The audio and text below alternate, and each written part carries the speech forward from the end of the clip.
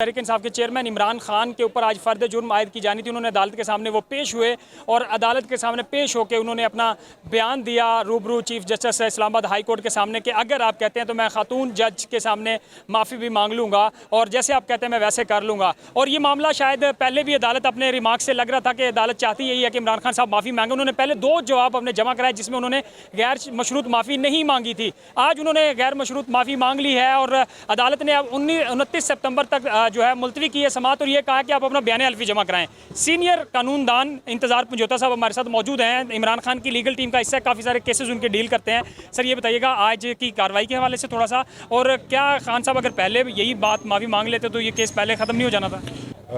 खान साहब ने डे 1 से ये कहा था कि जो उनकी तरफ से जो रिप्लाई फाइल किया गया था उसमें ये कहा गया था कि रिग्रेट और अपॉलॉजी का रिग्रेट एंड रिमोर्स का वर्ड यूज़ हुआ था, लेकिन ऑनरेबल कोर्ट ने उसको नहीं माना और सेटिस्फेक्शन नहीं हुई थी कोर्ट की। तो उसके बाद एक दूसरा जवाब आया जिसमें बहुत और अच्छे तरीके से उनके जो फीलिंग्स थी और जो कॉन्टेक्स्ट था उनकी स्टेटमेंट का, उसको जो है वो सामने रखा गया कोर्ट के। लेकिन कोर्ट एक बार फिर सेटिस्फाइड नहीं थी।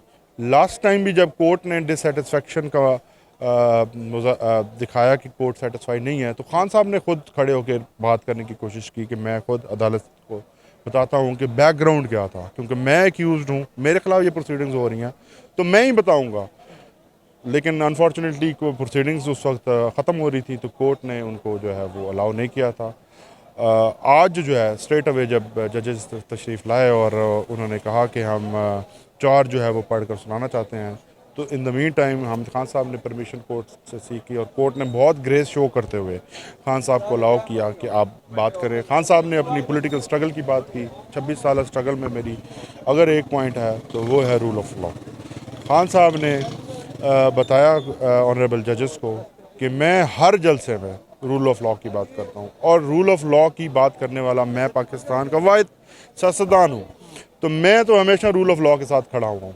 मैं कभी ये सोच भी नहीं सकता कि मैं किसी अदालत की तौहीन करूँगा या मैं किसी जज साहब के ख़िलाफ़ या ख़ास तौर पर ख़ातून जज के ख़िलाफ़ वो मैं धमकाऊँगा।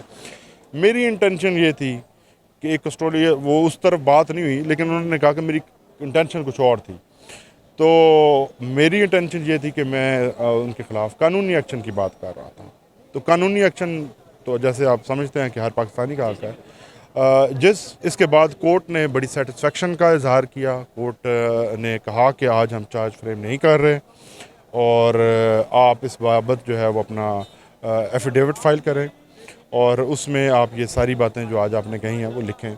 उसके बाद हम देखेंगे उसको कि इसमें फिर कैसे प्रोसीड करना। बता दें कि जब अगली समाअत होगी एफिडेविट जमा कराने के बाद ये केस ख़त्म होता हुआ दिखाई दे रहा है आपको? वैसे तो तकरीबन आज कोर्ट की जो बॉडी लैंग्वेज थी वो बहुत पॉजिटिव थी। उन्होंने खान साहब को ये कहा कि हम आपकी बातें सुनकर बहुत सेटिस्फाई हुए हैं और लगता ये है कि इंशाल्लाह नेक्स्ट डेट ऑफ हियरिंग के ऊपर ये मामला ख़त्म हो जाएगा। थैंक यू सो मच जी। इंतज़ार पंजोता साहब सीनियर कानूनदान हैं, इमरान खान की टीम का हिस्सा है, लीगल टीम का। इस वक्त इस्लामाबाद हाई कोर्ट के बाहर हम मौजूद हैं और हाई कोर्ट ने 3 अक्टूबर तक ये समाअत मुलतवी की है। इमरान खान के जो उन्होंने अदालत ने जब रिमार्क्स दिए तो जो उन्होंने माफ़ी मांगी उसके बयान को भी सराहा है अदालत ने, और ये कहते हुए कि आप बयान हल्फी जमा कराएँ और उसके बाद हम फैसला करेंगे। 29 सितंबर तक ये जो समाअत है वो मुलतवी कर दी गई है।